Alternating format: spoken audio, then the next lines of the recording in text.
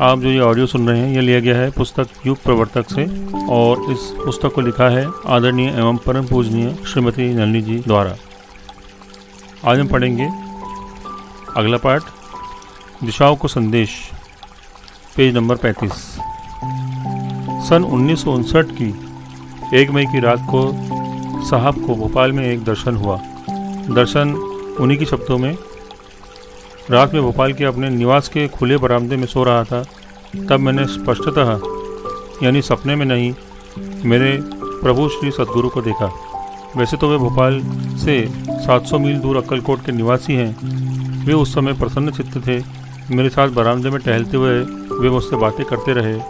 अब मैं अनुभव करता हूँ कि वे बातें और कुछ नहीं, स्पष्ट आज्ञाएं थी। उनके वचन थे, कितना ही द्रव्य खर्च करके जो प्राप्त नहीं हो सकता तथा कितना ही प्रयत्न करके जो साध्य नहीं हो सकता, यह विषय है जिसमें तुम्हें प्रगति करनी है। इस विषय पर लिखे कुछ लेख हमने देखे हैं, परंतु वे लेख तथ्यहीन ही होते हैं। लेखकगण अज्ञानी होते हुए भी इस विषय पर लिखते रहते हैं। तुम इस विषय को विकसित करो।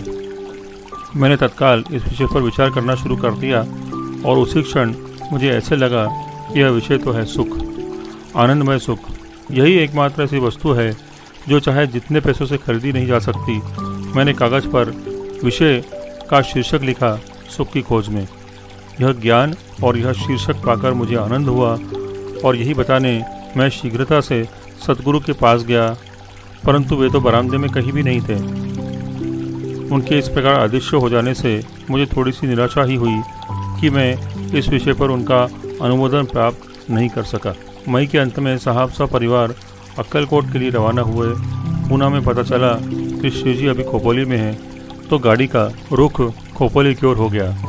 यहाँ एक दिन साहब की उपस्थिति में श्री जी अपने एक अन्य शिष्य को बता रहे थे, आजकल पोद्दार साहब को कभी गणपति तो कभी कोई और देवता तो कभी संत इत्यादि के दर्शन 24 घंटे निरंतर ही होते रहते हैं। खाना पीना उठना बैठना तक किसी के दर्शन से खाली नहीं। तथापि यह भ्रामक अवस्था है। इसके बाद एक बार संध्यात्मक अवस्था और फिर आत्म साक्षात्कार अवस्था आदि से तो साहब परिचित न थे।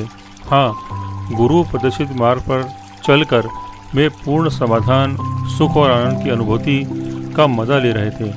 खोपोली के बाद 15-20 दिन अक्कलकोट में बिताकर जून अंत में साहब भोपाल लौटे। जुलाई में थी गुरु पूर्णिमा।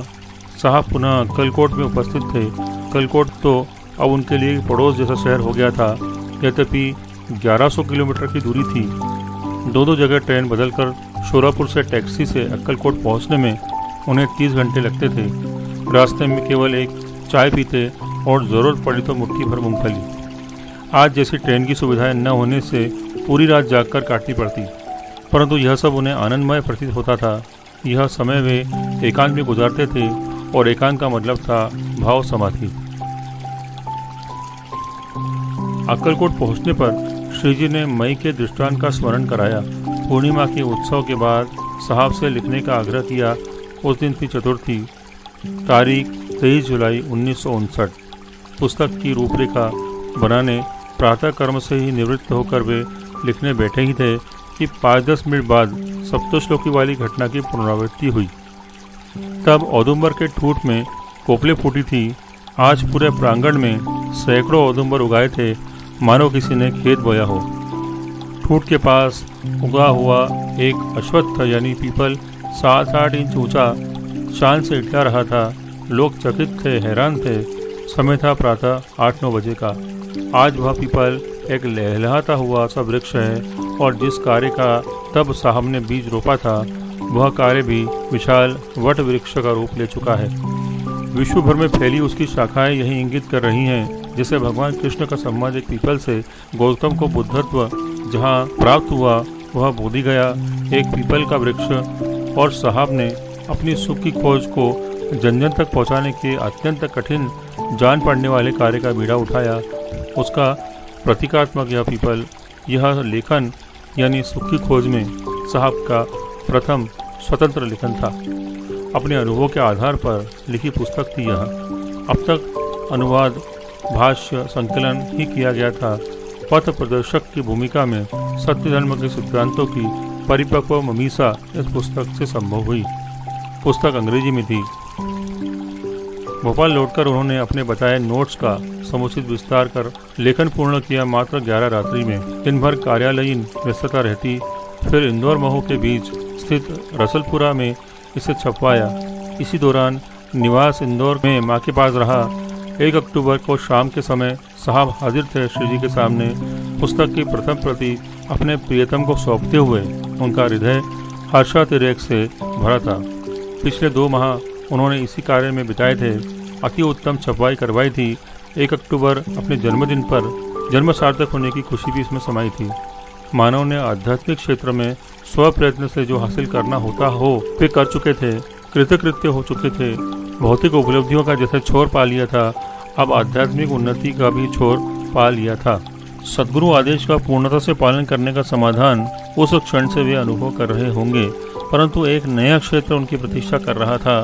पुस्तक से श्री जी प्रसन्न थे। प्रशंसा में वे कुछ बोले।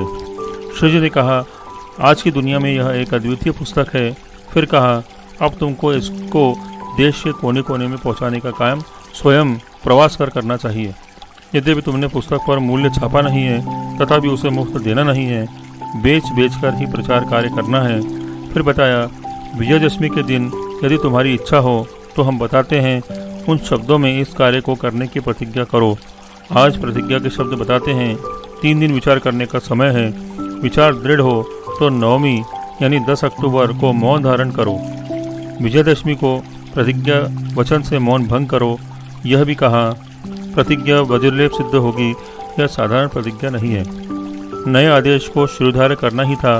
विचार के लिए क्षण भर की भी जरूरत न थी। यह प्रेम दीवाना अपना नफा नुकसान सोचने वाला था ही नहीं। जिससे उसका दैवत खुश हो उसे वही करना था। परिणाम सोचने वाले, ऊहापोह में रहने वाले कभी भी कुछ नहीं कर पाते।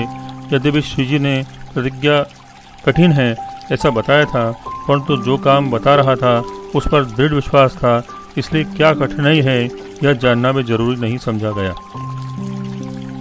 11 अक्टूबर 1959 विजयदशमी रविवार प्रातः 9 बजे श्री जी के चरण पादुकाओं पर जल छोड़ते हुए ओजस्वी वाणी में प्रतिज्ञा की। आज रविवार विजयदशमी के शुभ तथा मंगल अवसर पर मैं गुरु दक्षिणा का संकल्प कर रहा हूँ। सभी ऋषि देवता पितर साक्षी रहें तथा सर्वोपरि सहाय करें। मैं श्रुति का पुनर्जीवन कार्य निष्ठा के साथ करूँगा। मैं श्रुति का पुनर्जीवन कार्य निष्ठा के साथ करूँगा। मैं श्रुति का पुनर्जीवन कार्य निष्ठा के साथ करूँगा। कहीं दूर शहनाई बज रही थी।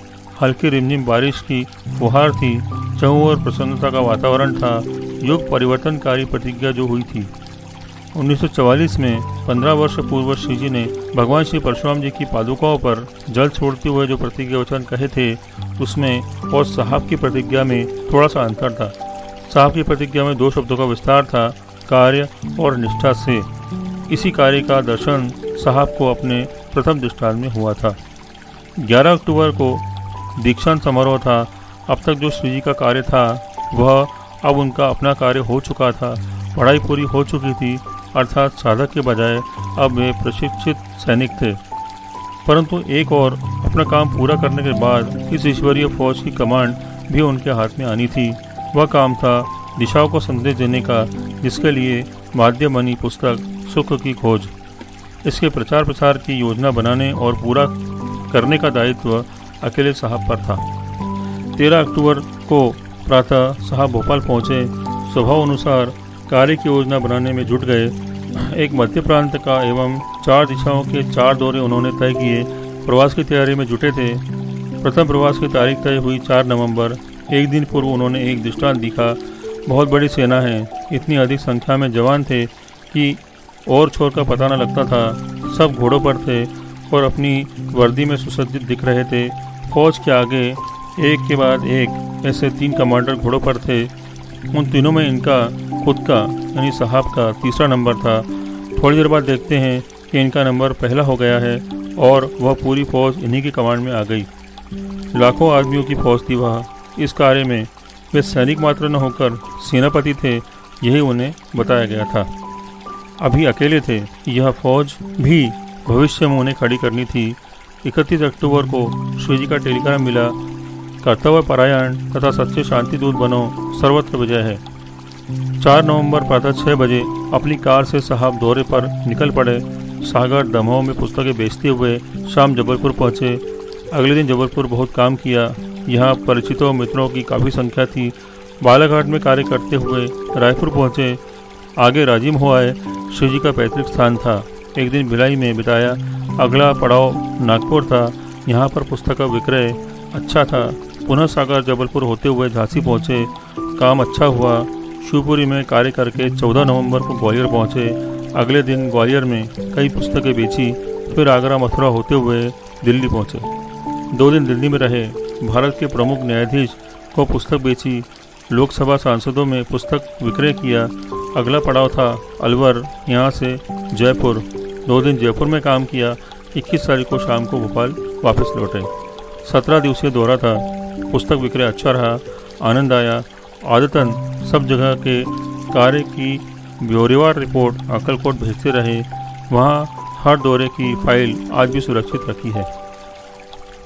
दिशाओं में पहला दर्जा मिला दक्षिण को। दौरे की शुरुआत हुई कन्याकुमारी से। भोपाल से सीधे कन्याकुमारी पहुँचे। 3 दिन यही रहे। 11 दिसंबर को भोपाल छोड़ा था। यह प्रवास ट्रेन और बस से किया। त्रिवेंद्रम पहुँचे। 20-25 पुस्तकें बेची।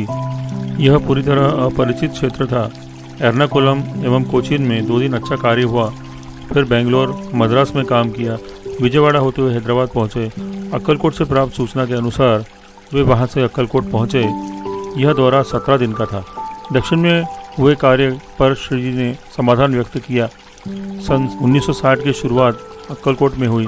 यहाँ से लौटते में साकोरी, जिला नासिक होते हुए भोपाल पहुँचे। कार्य में आनंद आ रहा था। अपरिचित क्षेत्र के अनुभव भी उत्साहवर्धक थे। अब दिशा बिलासपुर पहुँचे। खड़गपुर का पता लिया। कलकत्ता पहुँचे। 13 जनवरी को दक्षिणेश्वर व बेलूर मठ देखा। 14 को खड़गपुर में यह रेलवे क्वार्टर देखा जहाँ सद्गुरु ने जन्म लिया। साहब पहले शिष्य थे जिन्होंने इस स्थान का दर्शन किया। कलकत्ते के बाद अगला पड़ाव था पुरी, जगन्नाथपुरी। साहब के लिए तो दुनिया का कोना कोना जगन्नाथपुरी बन गया था। जगन्नाथ के अलावा कुछ शेष ही न बचा था। पहली बार यहाँ एक आश्रम के छोटे से समूह को संबोधित किया। कटक में दिन भर पुस्तकें विक्रय कर फिर कलकत्ता आए। हवाई जहाज से गुवाहाटी पहुँचे। वहाँ कार्य किया। अच्छा काम हुआ, समाधान मिला। बोध गया में बोधि वृक्ष के नीचे थोड़ी देर तक ध्यान का अनुभव अवर्णनीय था। पटना पहली बार आए थे। बहुत पुस्तकें बेची। बनारस में 2 दिन कार्य किया। 26 जनवरी को अक्कलकोट पहुँचे। पश्चिम का दौरा कार से हुआ, परंतु इस दौरे की शुरुआत आर्थिक तंगी से हुई। गाड़ी में खराबी थी, वह भी गड़चल थी। 9 फरवरी को भोपाल छोड़ा। रात अजमेर रुके। वहाँ से जोधपुर, उदयपुर होते हुए 12 की शाम को अहमदाबाद पहुँचे। 2 दिन काम किया। 15 को भावनगर में थे। श्री जी के भक्त श्री हीरालाल गांधी भी यहाँ साहब के साथ हो लिए। अगला पड़ाव था सीहोर। अच्छा काम हुआ। गांधी जी के गृह नगर ऊना पहुँचे। काफ़ी लोगों से मिलना हुआ। पुस्तकें बिकी। यहाँ से बेरावल प्रभास होते हुए जूनागढ़ पहुँचे। श्री गांधी जी के परिचय से अच्छा कार्य हो रहा था। राजकोट, जामनगर, द्वारका, बड़ौदा सब जगह संतोषजनक कार्य हुआ। बड़ौदा से साहब पुनः होते हुए अक्कलकोट पहुँचे। 5वां और अंतिम दौरा था उत्तर का। 9 मार्च को साहब भोपाल से कार से कश्मीर के लिए चल दिए। झांसी रात को रुके। अगला दिन कानपुर में पर्याप्त कार्य कर रात्रि विश्राम लखनऊ में किया। अगले दिन हरिद्वार के लिए निकल पड़े, पर पहुँचे कोटद्वार। रास्ता भटक गए थे। हिमालय दर्शन जीवन में पहली बार किया। 14 को हरिद्वार, ऋषिकेश देखा। चंडीगढ़ पहुँचे। अगले दिन जम्मू के लिए प्रस्थान किया। पठानकोट से जम्मू के बीच तेज बारिश का आनंद लिया। इस वीर योद्धा के लिए कोई भी अड़चन उसके कार्य में बाधक न थी। ठंड, बरसात, गर्मी किसी की परवाह न थी। लक्ष्य था कार्य सिद्धि। 17 मार्च को 8 बजे जम्मू छोड़ा। श्रीनगर तक का रास्ता जगह जगह पहाड़ों की मिट्टी गिरने से रुका था। तेज वर्षा के कारण यह स्थिति बनी थी। विपरीत परिस्थिति में भी वे रात में श्रीनगर पहुँचे। रास्ते में यासीन खां, जो पेशे से ठेकेदार थे, साहब के साथ हो लिए थे। ओले, पर्याप्त बारिश, गिरती बर्फ में यह महावीर मात्र सूती धोती कुर्ते में ठाठ से गाड़ी चलाते हुए प्राकृतिक दृश्यावली का आनंद ले रहा है। हर एक पूछता, आपको ठंड मत लगती? पर यह कोई नहीं जानता था कि वे एक सामान्य व्यक्ति से नहीं, एक युग प्रवर्तक से बात कर रहे हैं। लोग उन्हें देखकर अचंभित थे। अगले दिन साहब ने शंकराचार्य हिल देखा। पैदल चढ़ना थकाने वाला था, ऊपर पहुंचकर अच्छा लगा। महंत अर्जुन गिरी भी अचंभित थे इस तेजस्वी आगंतुक को देखकर। वे स्वयं कंबल रजाई लपेटे, कंटोप पहन, बिजली का हीटर लगाकर कमरे में बैठे थे। महंत जी साहब से बोले, आप सादे वस्त्र मात्र पहने धोती चप्पल में यहाँ आए हैं और अभी बर्फ गिर रही है। यदि यहाँ की ठंड शरीर में घुस गई तो प्राण लेकर ही छोड़ेगी। उन्होंने यह भी कहा, असली सन्यासी तो आप हैं, हम लोग तो नामात्र के सन्यासी हैं। साहब मुस्कुराते रहे, अपनी पुस्तक दी और लौट आए। यहाँ के बोट मालिक नूर मोहम्मद साहब की मदद से दूसरे दिन पुस्तक विक्रय अच्छा रहा। मोहम्मद साहब ने स्वयं भी 25 पुस्तकें खरीदी। साहब ने उनका आग्रह स्वीकार कर उनके यहाँ उत्कृष्ट शाकाहारी भोजन किया। श्रीनगर जाते समय जो स्थिति थी वही हाल लौटते में था।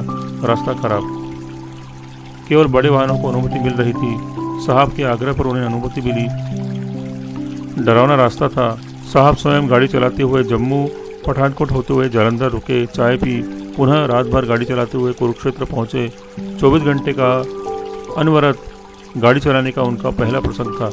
कुरुक्षेत्र में 2-3 घंटे विश्राम कर दिल्ली होते हुए मथुरा पहुंचे। यहीं अक्कलकोट ट्रेन से प्रस्थित हुए। तारीख थी 23 मार्च। 4 नवंबर से 22 मार्च तक का यह साहब का दिग्विजय अभियान था। चारों दिशाओं को संदेश देने का काम साहब के हाथों से हुआ। पुस्तक विक्रय तो कोई भी कर सकता था, परंतु दिशाओं को संदेश देने का काम तो केवल पोद्दार साहब ही कर सकते थे। ऐसे श्री वचन थे। रात दिन एक करके साहब ने अपना यह उत्तरदायित्व पूरा कर डाला। न खर्च की परवाह की, न श्रम की। व्यवसाय और घर दोनों दुर्लक्षित हुए, परंतु उन्हें समाधान था कार्य परिपूर्णता से करने का। अप्रैल में साहब भोपाल लौटे तो व्यवसाय बहुत ही अस्त व्यस्त पाया। आज्ञा पालन उत्तम ढंग से पूरा करने के समाधान के साथ रोजी रोटी की चिंता ने आ घेरा। यह चिंता उदासी में बदलने लगी। धंधे का व्यवसाय अंधकारमय दिखने लगा। क्या करे, कुछ सूझ नहीं रहा था। अक्कलकोट में अपने 5वें दौरे का वृत्तांत सुनाने के बाद कार्य पूर्ण हुआ ऐसा वे समझ रहे थे, परंतु अब एक नई आज्ञा थी। श्री वचन थे, तुम्हारा दिग्विजय देखकर सभी देवता संतुष्ट हुए हैं, फिर भी अभी कार्य पूरा नहीं हुआ। जो कार्य तुम्हारे द्वारा होना है उसका एक महत्वपूर्ण हिस्सा अवश्य हो चुका है इन दौरों द्वारा। अब तुमको हिंदुस्तान में जो भाषांतर प्रांत रचना हुई है उन प्रांतों में से कोई एक भाषिक प्रांत अपने आगे के कार्यक्रम के लिए चुन लेना है। वह किसी भी भाषा का हो सकता है और उस प्रांत में पब्लिसिटी, भाषण, प्रवचन आदि द्वारा स्थान स्थान पर इस धर्म का प्रचार करना है। वह इस ध्येय को सामने रखकर कि उस प्रांत का हर निवासी तुम्हारा अनुयायी बने। इस ध्येय की पूर्ति तक काम करते रहना है। अब तक सद्गुरु सैनिक बनकर श्री आज्ञा का पालन हुआ और अब समय था प्रमोशन का। हाँ, अब उन्हें प्रांत चुनकर कार्य करना था, कमांडर बनकर। अब उन्हें सेनानायक बनना था, स्वतंत्र कार्य करना था। लक्ष्य भी अंतहीन था। व्यवसाय की गिरती हालत में प्रचार का व्यय करना कठिन था। बच्चों की छुट्टियों का 1 माह साहब ने पुनः अक्कलकोट में सपरिवार बिताया, पर इस बार वे प्रसन्न वदन न थे। भोपाल की चिंता सता रही थी। प्रचार कार्य भी साधनों के अभाव में दुष्कर जान पड़ रहा था। अक्कलकोट से लौटे रास्ते में गाड़ी ने भी परेशान किया। जुलाई में साहब अक्कलकोट पहुंचे और गुरु पूर्णिमा तक 7-8 दिन रुके रहे। इस दौरान कार्य और वर्तमान परिस्थिति को लेकर साहब चिंतित बने रहे। श्री जी ने समय समय पर कहा, यदि कोई भी मदद न करे तो भी तुम खुद अपने आप को ही मदद करने में समर्थ हो। हाँ, कश्मीर से वापसी में तुम्हारी गाड़ी एक दर्रे में खड़ी हुई थी। उस समय सारे देवताओं ने देखा कि एक तरफ हिमालय है और दूसरी तरफ तुम। उन्हें तुम्हारी ऊंचाई हिमालय से अधिक दिखाई पड़ी।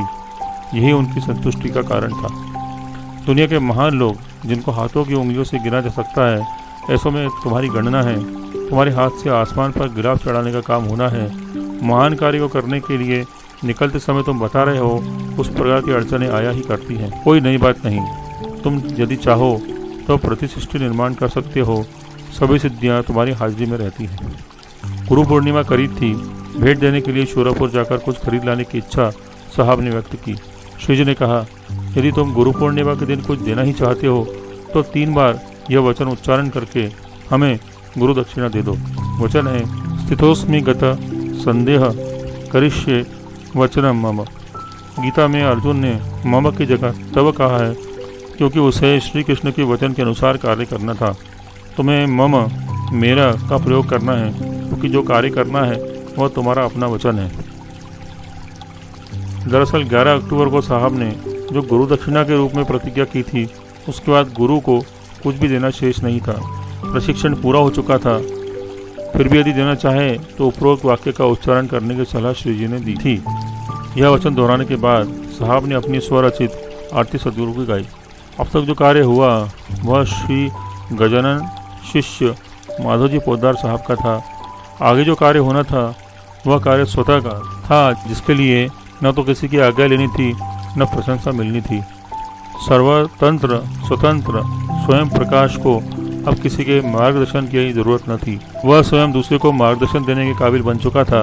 उसे अपना कार्य, अपना वचन अपने दम पर पूरा करना था। गुरु की छत्र छाया से निकलकर पूर्णतः खुद की जवाबदारी पर कार्य करना था। साहब ने अपनी पुस्तक में लिखा है, वह हर एक को छोटे से बड़ा बनना पड़ता है। वे भी बड़े आध्यात्मिक दृष्टि से परिपक्व हो चुके थे। स्वामी विवेकानंद ने एक जगह कहा है, अधिकांश गुरु अपने शिष्यों का जीवन चौपट कर देते हैं, हमेशा उनके पास बने रहकर। कोई भी शिष्य जब उपदिष्ट साधना में पारंगत हो जाए तो अत्यावश्यक है कि उसके गुरु को उससे अलग हो जाना चाहिए, क्योंकि गुरु की अनुपस्थिति के बिना शिष्य परिपूर्ण आत्मविकास को उपलब्ध नहीं हो सकता। श्री जी भी अब साहब को अपने से अलग करना चाह रहे थे, इसलिए जुलाई से दिसंबर तक साहब 4-5 बार अक्कलकोट गए, मगर श्री जी ने उन्हें अपेक्षित व्यवहार न दिया। संकट की इस घड़ी में उन्हें जरूरत थी प्यार दुलार की, आश्वासन की, दिलासे की, परंतु श्री वचन यही कह रहे थे कि अब तुम बड़े हो गए हो, अब अपनी प्रतिज्ञा पूरी करना तुम्हारा अपना काम है। तुम जानो, तुम्हारा काम जाने। इस भाव की पुष्टि में श्री जी ने कई बातें यहाँ दे रहे हैं। कितनी ही अड़चने तुम्हें प्रतीत क्यों न हो, यह और ऐसा काम तुम पहले भी कर चुके हो, कई बार कर चुके हो। आज यह स्पष्ट कर देना चाहते हैं कि हिमालय से भी अधिक ऊंचाई है कार्य की नहीं, तुम्हारी अपनी। कार्य तो होकर रहेगा, क्योंकि यह और ऐसा कार्य तुमने पहले भी किया है, अनेक बार किया है। तुम्हारे पास अष्ट ऐश्वर्य का विलास है, आठों सिद्धियाँ तुम्हारे सामने खड़ी हैं। यह ज़बानी कहने की आवश्यकता नहीं है। यह सदैव स्मरण रखो कि तुम एक महान युग प्रवर्तक हो। अब उठो। यह देवी शक्ति की पुकार खुद ही सिद्ध करती है कि तुम्हारा जन्म हेतु वह निज कार्य क्या है। यही कर सकोगे। कीट भ्रमर, अब तुम कीटक रहे ही कहाँ। हिमालय की भी तुम्हारी ऊंचाई देखकर शर्मा गया है। वह जो तुम्हारा व्यक्तित्व है उसे पूर्णतः आपाद मस्तक देखो। संध्यात्मक भूमिका मिलने वाली है, इसकी सूचना बहुत पहले दे दी गई थी और उसी भूमिका का अब इन दिनों अनुभव ले रहे हो। मगर सावधान, यह भूमिका जल्द ही पलट जाएगी। जल्द युग परिवर्तन होने वाला है। 2 दिसंबर 1960 को साहब जब श्री जी से विद्यालय में पहुँचे तब उनके सिर पर हाथ फेरते हुए श्री जी ने आशीर्वाद दिया, विजय हो। यह पूर्ण विराम था। अब न तो कभी यहाँ आना था न कुछ पाना था। यहाँ आते समय इन दिनों जो मानसिक व्यग्रता रहती थी, कार्य कैसे कर पाऊंगा यह चिंता सता रही थी, वह अगले ही कुछ माह में खत्म हो गई। संध्यात्मक भूमिका से निकलकर अत्यंत आत्मविश्वासी, दमखम भरे युग प्रवर्तक साहब अपने आप को पहचान गए थे।